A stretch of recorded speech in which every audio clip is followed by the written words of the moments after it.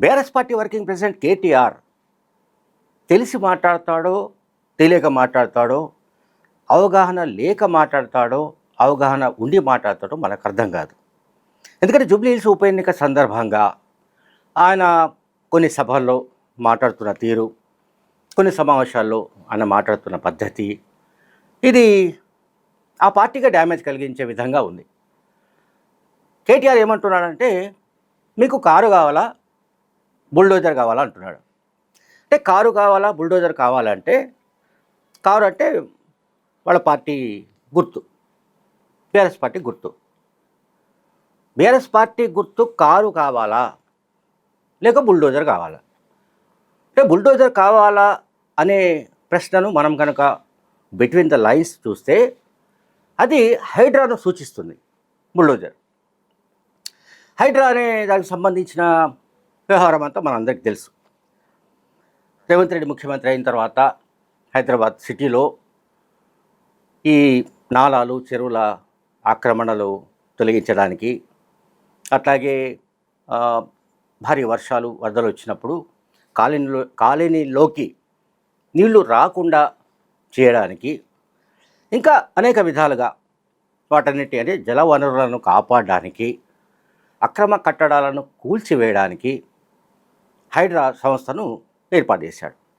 Senior IPS అధికారి రంగనాథ్ ఆధ్వర్యంలో హైడ్రా నడుస్తుంది. సరే, హైడ్రాపై భిన్నాభిప్రాయాలు మొదట్లో వ్యక్తమయ్యాయి. ఇది పేద ప్రజల ఇళ్లనే కూలగొడుతోంది అనే ఆరోపణలు వచ్చాయి. వాటిపైన రకరకాల మిశ్రమ స్పందన వచ్చింది మొదట్లో, ప్రారంభంలో. కానీ క్రమంగా హైడ్రా వల్ల మంచే జరుగుతోంది అనే అభిప్రాయం సాధారణ ప్రజల్లో వ్యక్తమవుతోంది. ఇక్కడ ఇది కీలకమైన పాయింట్.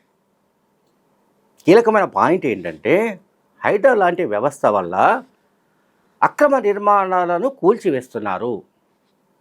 ఇది నిజంగా చేయవలసిన పనే అని హైదరాబాద్ పౌరులు అనుకుంటున్నారు, నగరంలో ఉన్న పౌరులు అనుకుంటున్నారు. ఈ పౌరుల్లో జూబ్లీహిల్స్ కాన్స్టిట్యుయెన్సీలోని ఓటర్లు కూడా ఉన్నారు. వాళ్ళు కూడా భాగమే ఈ పౌరుల్లో. హైదరాబాద్ సిటిజన్స్లో జూబ్లీహిల్స్ కాన్స్టిట్యుయెన్సీలోని ప్రజలు కూడా భాగమే.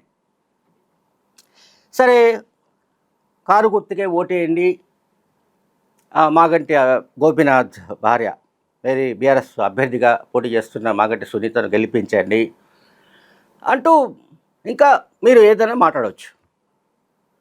బీఆర్ఎస్ పార్టీ గతంలో ఏం చేసింది, లేకపోతే ఇప్పుడు కాంగ్రెస్ పార్టీ ఏం చేస్తోంది, కాంగ్రెస్ ప్రభుత్వం వైఫల్యాలు వగైరా మీరు ఏకరువు పెట్టండి, ఎవరికి అభ్యంతరం లేదు. కానీ కేసీఆర్ ముఖ్యమంత్రిగా ఉన్న కాలంలో ఆయనే మాట్లాడిన వీడియోలు ఇప్పుడు చాలా వైరల్ అవుతున్న విషయం మనందరం గుర్తుపెట్టుకోవాలి. అందులో ఇంపార్టెంట్ పాయింట్ ఏంటంటే, హైదరాబాద్లో దాదాపు 22,000కు పైగా అక్రమ కట్టడాలు ఉన్నాయి. 22,000కు పైగా. వాటిని కూల్చి పారేస్తాము, అట్లాగే ఏరియా వైజ్గా, జోనల్ వైజ్గా దీనికి సంబంధించి ప్రత్యేకమైన బృందాలు ఏర్పాటు చేస్తాము, లైక్ టాస్క్ ఫోర్స్ లాంటివి ఏర్పాటు చేసి కనికరం లేకుండా కూల్చి పారేస్తాము. పొరపాటున ఎవరు కూడా అక్రమంగా కట్టడాలు నిర్మించకండి, దానివల్ల డబ్బు పోగొట్టుకోకండి, మేమైతే నిర్దాక్షిణ్యంగా కూల్చి అవతల పారేస్తాం. అండ్ మీడియాకు కూడా గతంలో కేసీఆర్ విజ్ఞప్తి చేసిన విషయాన్ని కూడా ఇక్కడ నేను గుర్తు చేస్తున్నా. మీడియా కూడా పాజిటివ్గా స్పందించాలి, ప్రజల ప్రయోజనాలకు అనుగుణంగా తాము తీసుకుంటున్న ఈ నిర్ణయాలను మీడియా స్వాగతించాలి. అక్రమ కట్టడాలు కూల్చివేత సమయంలో కూడా సంయమనం పాటించి ప్రభుత్వానికి అనుకూలంగా కథనాలు రాయాలని కూడా ఆయన మీడియాకు అప్పీల్ చేశాడు కేసీఆర్. అండ్ నౌ కేటీఆర్ విషయానికి వస్తే, కారు కావాలా, బుల్డోజర్ కావాలా అనే స్లోగన్ సంధించడం వల్ల హైడ్రా అనే వ్యవస్థను ఒకవేళ తాము అధికారంలోకి రాగానే దాన్ని రద్దు చేస్తామనే అర్థం వస్తుంది.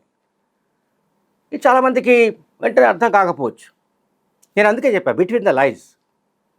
కారు కావాలా, బుల్డోజర్ కావాలంటే బిట్వీన్ ద లైన్స్ కనుక మనం విశ్లేషిస్తే, అనలైజ్ చేస్తే మనకు వచ్చే సారాంశం ఏంటంటే ఖచ్చితంగా బీఆర్ఎస్ పార్టీ అధికారంలోకి వస్తే హైడ్రా అనేది ఉండదు. హైడ్రా వ్యవస్థను మొత్తం నిర్మూలించి పారేస్తారు. హైడ్రా వ్యవస్థ రద్దు చేస్తారు.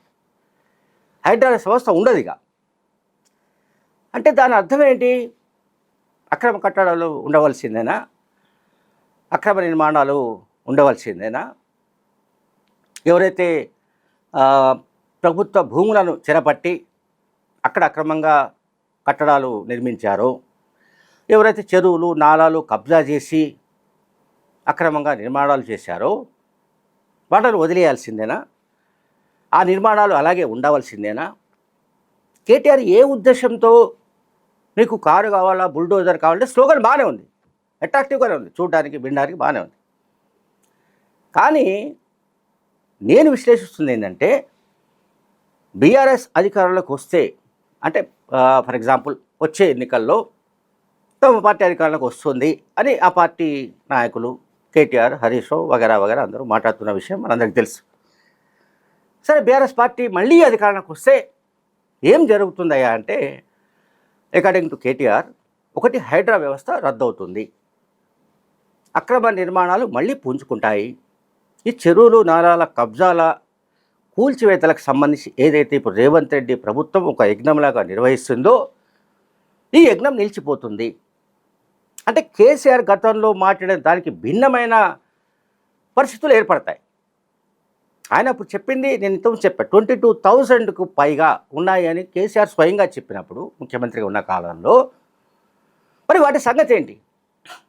కేటీఆర్ చెప్పాలి. అది కూడా జూబ్లీహిల్స్ ఉప ఎన్నిక సందర్భంగా జరుగుతున్న ప్రచారంలో అది కూడా చెప్పాలి.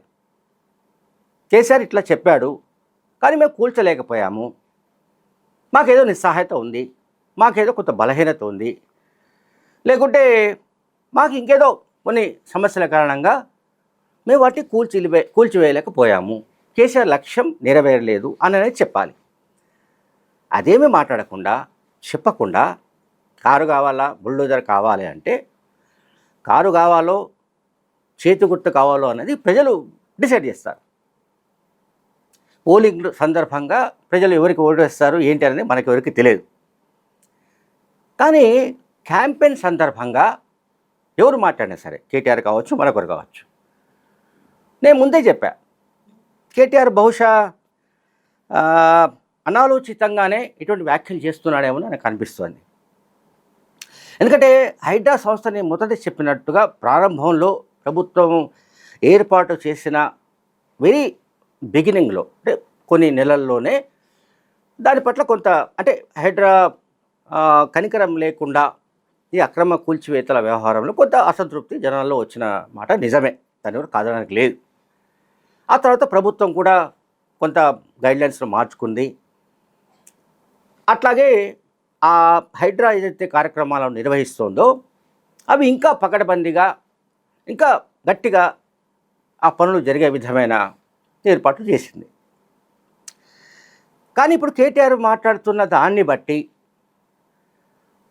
తాము అధికారంలోకి వస్తే, బీఆర్ఎస్ పార్టీ అధికారంలోకి వస్తే హైడ్రా ఉండదు అని తేలిపోయింది అని అటువంటి అనుమానాలు వస్తున్నాయి. కనుక ఇప్పుడు ప్రజలు, అంటే జూబ్లీహిల్స్లో ఓటు వేసే ప్రజలు హైడ్రా ఉండాలా ఉండకూడదా అని కూడా నిర్ణయించుకునే సందర్భం వచ్చినట్టుగా కనిపిస్తోంది. Thank you very much.